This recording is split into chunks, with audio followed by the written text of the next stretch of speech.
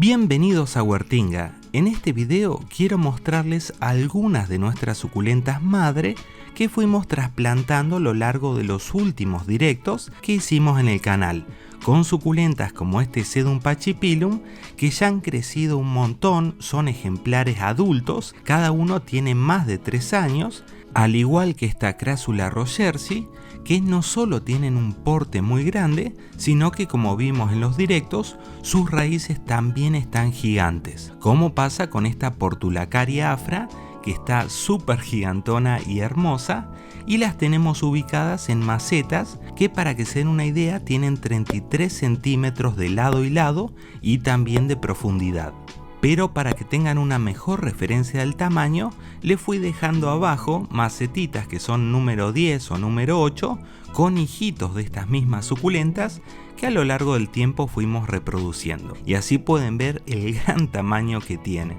Y esas macetas grandes van a ser definitivas para ellas, o sea que no las voy a ir trasplantando en el futuro a macetas más grandes, sino que las voy a dejar en ese tamaño. Al igual que este Sedum rubrotintum, que está en una maceta paila que tiene medio metro de diámetro, o sea es súper grande, y ahí también hay un hijito al pie de la maceta. Y al ser suculentas tan grandes son madre, porque se puede a partir de ella lograr la reproducción de muchos ejemplares, sea a través de una poda periódica o sea a través, dependiendo del tipo de suculentas, retirándole hijitos o incluso desprendiéndole hojitas para su reproducción, como esta Crassula ovata, el conocido árbol de jade, que fue el que trasplantamos en el último directo, también a una maceta de este tamaño que también para ella va a ser definitiva. Pero esto no implica que la voy a dejar ahí todo el tiempo, sino que cada 1 año o 2 años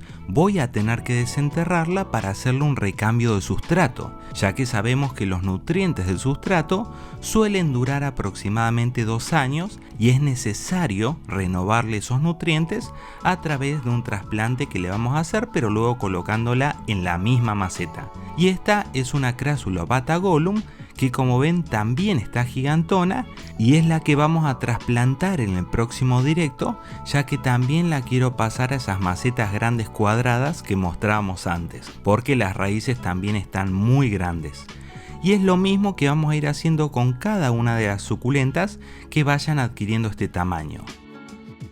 Acá tenemos una Crassula ovata Ladyfingers que, si bien está grande, miren el tallo que tiene,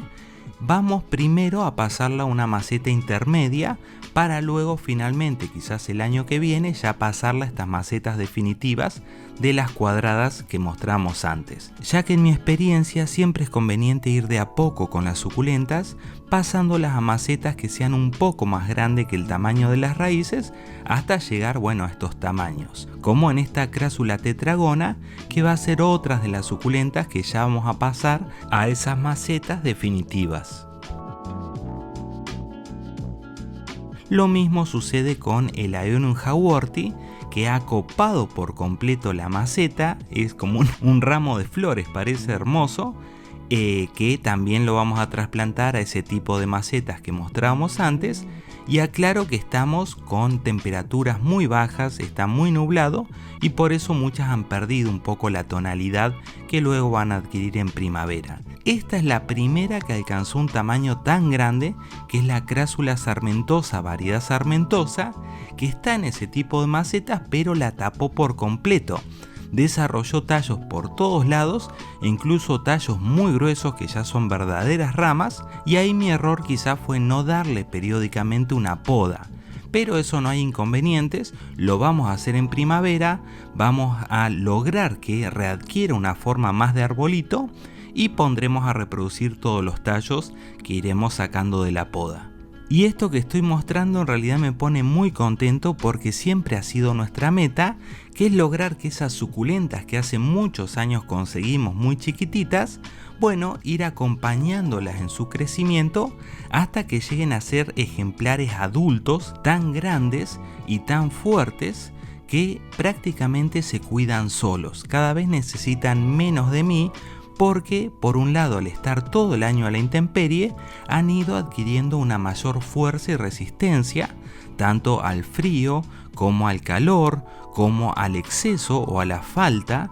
de humedad o de riego o de lluvia, y esto hace que sean ejemplares muy fuertes, que muchas personas utilizan para la reproducción, o sea, en una estación del año que sea adecuada para ellas, que por lo general lo mejor es en primavera. Hacen una gran poda, ya sea separando hijuelos o cortando esquejes para ponerlos a enraizar. Pero tengan en cuenta siempre que si van a hacer una poda con fines de reproducción, traten de no superar nunca el 30% de la suculenta tras hacer la poda, que esto es para evitar que sufra demasiado estrés. Y aclaro que yo nunca hago podas con fines de reproducción, sino que principalmente son podas por razones de mantenimiento, para ya sea darle una determinada forma a la suculenta en su crecimiento, principalmente que se mantenga compacta, o porque, por ejemplo, el viento me rompió un tallo y ahí lo pongo a enraizar. Tengo un montón más de suculentas, como ya saben, también otras gigantonas que ya son madre,